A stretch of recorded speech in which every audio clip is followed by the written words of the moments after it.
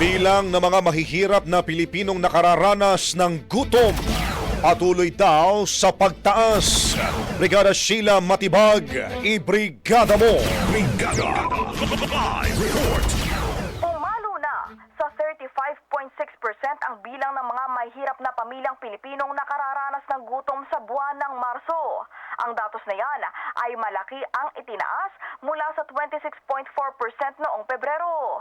Batay sa pag-aaral ng Social Weather Station o SWS, ang total hunger o ang kombinasyon ng moderate at severe hunger ay nagpapatuloy sa pagtaas simula noong Enero ngayong taon. Umakyat din ang bilang nito sa mga non-poor families na mula 16.2% noong Pebrero, 18.3% na ito noong nakaraang buwan. Samantala, napag-alaman ding tumaas sa 27.2% para sa buwan ng Marso ang involuntary hunger rate sa mga Filipino families mula sa 25.9% noong Disyembre ng nakaraang taon. In the heart of changing lives, ako si Brigada Sheila Matibag ng 105.1 Brigada News FM Manila. The Music and News.